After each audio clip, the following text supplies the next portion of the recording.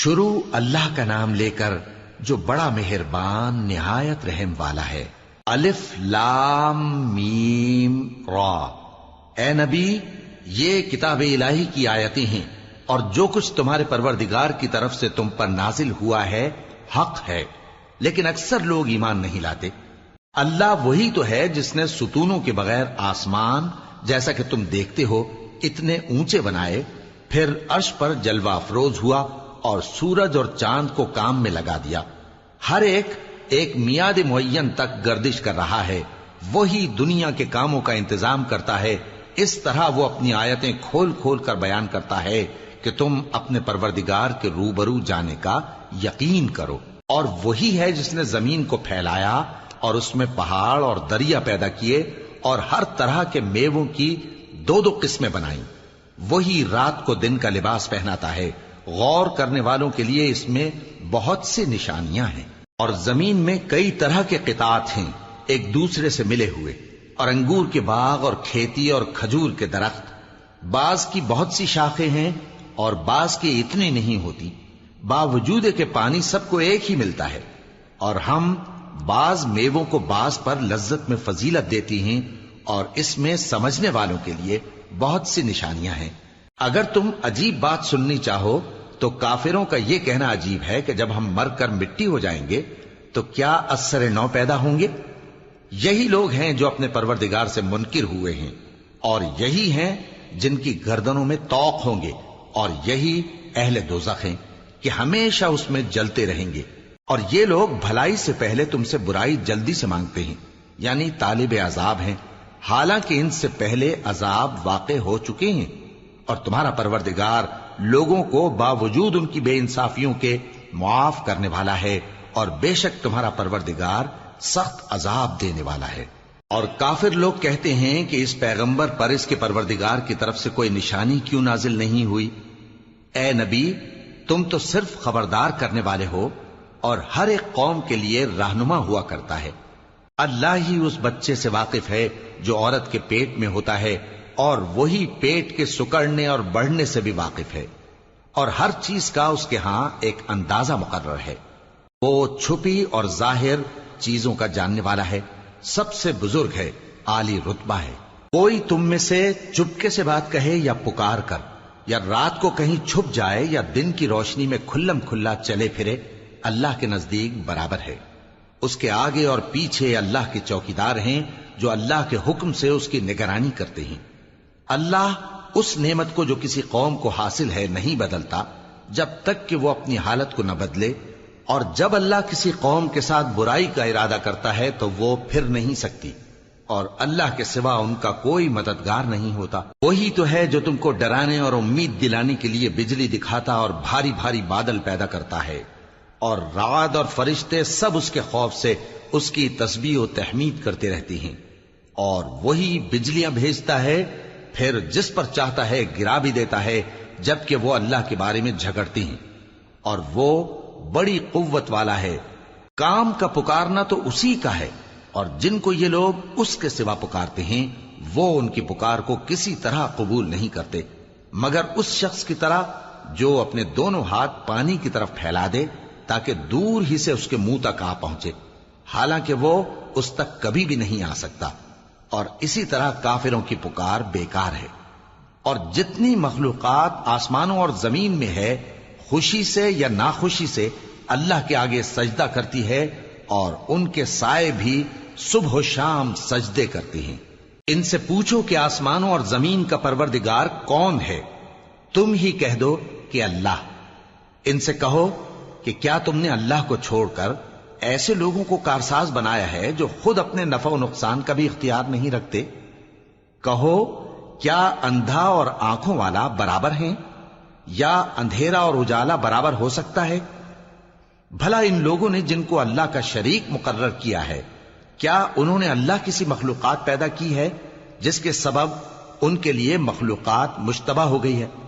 کہہ دو کہ اللہ ہی ہر چیز کا پیدا کرنے والا ہے، اور وہ یکتا ہے، بڑا زبردست ہے۔ اسی نے آسمان سے مے برسایا، پھر اس سے اپنے اپنے اندازے کے مطابق نالے بہہ نکلے، پھر پانی پر پھولا ہوا جھاگ آ گیا، اور جس چیز کو زیور یا کوئی اور سامان بنانے کے لیے آگ میں تپاتے ہیں اس میں بھی ایسا ہی جھاگ ہوتا ہے. اس طرح اللہ حق و باطل کی مثال بیان فرماتا ہے. سو جھاگ تو سوکھ کر زائل ہو جاتا ہے اور پانی جو لوگوں کو فائدہ پہنچاتا ہے وہ زمین میں ٹھہرا رہتا ہے.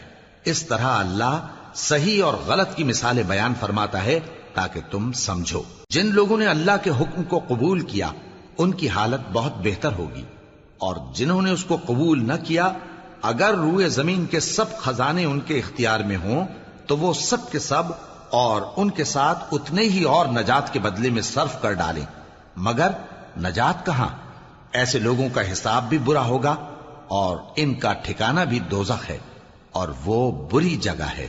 بھلا جو شخص یہ جانتا ہے کہ جو کچھ تمہارے پروردگار کی طرف سے تم پر نازل ہوا ہے حق ہے، وہ اس شخص کی طرح ہے جو اندھا ہے، اور سمجھتے تو وہی ہیں جو عقل مند ہیں، جو اللہ کے عہد کو پورا کرتے ہیں اور قول و قرار کو نہیں توڑتے، اور جن رشتوں کے جوڑے رکھنے کا اللہ نے حکم دیا ان کو جوڑے رکھتے اور اپنے پروردگار سے ڈرتے رہتے اور برے حساب سے خوف رکھتے ہیں. اور جو اپنے پروردگار کی خوشنودی حاصل کرنے کے لیے مصائب پر صبر کرتے ہیں اور نماز پڑھتے ہیں، اور جو مال ہم نے ان کو دیا ہے اس میں سے پوشیدہ اور ظاہر خرچ کرتے ہیں اور نیکی سے برائی کو دور کرتے ہیں، یہی لوگ ہیں جن کے لیے عاقبت کا گھر ہے، یعنی ہمیشہ رہنے کے باغات جن میں وہ داخل ہوں گے، اور ان کے باپ دادوں اور بیویوں اور اولاد میں سے جو نیکوکار ہوں گے وہ بھی بہشت میں جائیں گے، اور فرشتے بہشت کے ہر ایک دروازے سے ان کے پاس آئیں گے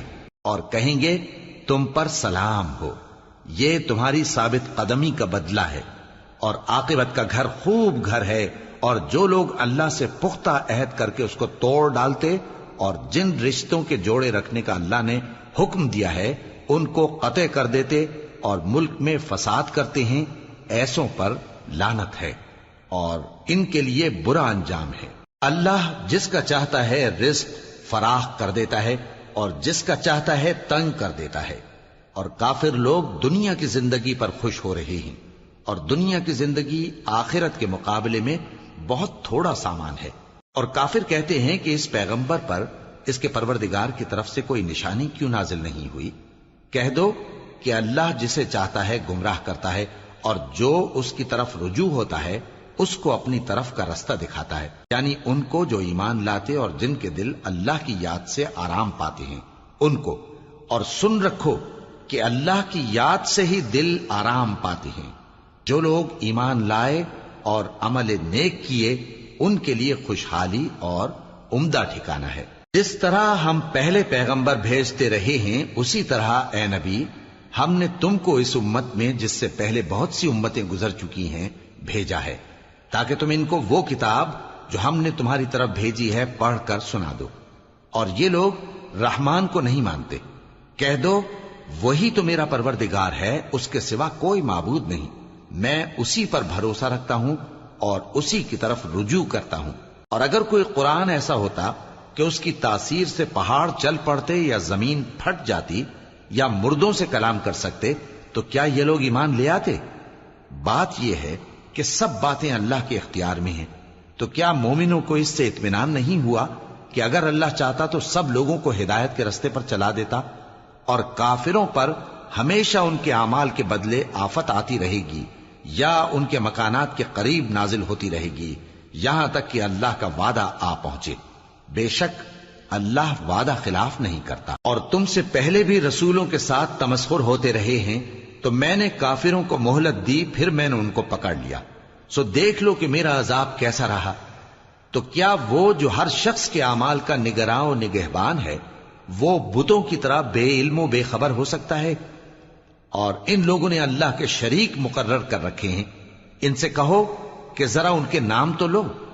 کیا تم اسے ایسی چیزیں بتاتے ہو جو روئے زمین پر ہیں اور اسے معلوم نہیں، یا تم لوگ محض سطحی بات کی تقلید کرتے ہو؟ اصل یہ ہے کہ کافروں کو ان کے فریب خوبصورت معلوم ہوتے ہیں اور وہ ہدایت کے رستے سے روک لیے گئے ہیں. اور جسے اللہ گمراہ رہنے دے اسے کوئی ہدایت کرنے والا نہیں. ان کو دنیا کی زندگی میں بھی عذاب ہے اور آخرت کا عذاب تو بہت ہی سخت ہے.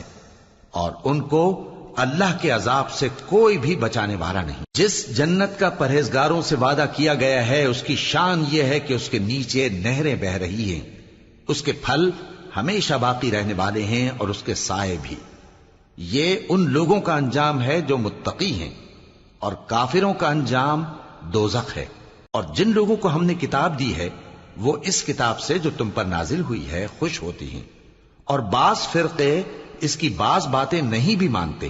کہہ دو کہ مجھ کو یہی حکم ہوا ہے کہ اللہ ہی کی عبادت کروں اور اس کے ساتھ کسی کو شریک نہ بناؤں۔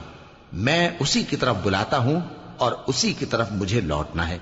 اور اسی طرح ہم نے اس قرآن کو عربی زبان کا فرمان بنا کر نازل کیا ہے، اور اگر تم علم آ جانے کے بعد ان لوگوں کی خواہشوں کے پیچھے چلو گے تو اللہ کے سامنے کوئی نہ تمہارا مددگار ہوگا اور نہ کوئی بچانے والا۔ اور اے نبی، ہم نے تم سے پہلے بھی پیغمبر بھیجے تھے اور ان کو بیویاں اور اولاد بھی دی تھیں، اور کسی پیغمبر کے اختیار کی بات نہ تھی کہ اللہ کے حکم کے بغیر کوئی نشانی لے آتا۔ ہر حکم قضا کتاب میں لکھا ہوا ہے۔ اللہ جس چیز کو چاہتا ہے مٹا دیتا ہے اور جس کو چاہتا ہے باقی رکھتا ہے، اور اسی کے پاس اصل کتاب ہے۔ اور اگر ہم کوئی عذاب جس کا ان لوگوں سے وعدہ کرتے ہیں تمہیں دکھائیں، یعنی تمہارے روبرو ان پر نازل کریں، یا تمہاری مدت حیات پوری کر دیں، یعنی تمہارے انتقال کے بعد عذاب بھیجیں، تو تمہارا کام ہمارے احکام کا پہنچا دینا ہے اور ہمارا کام حساب لینا ہے۔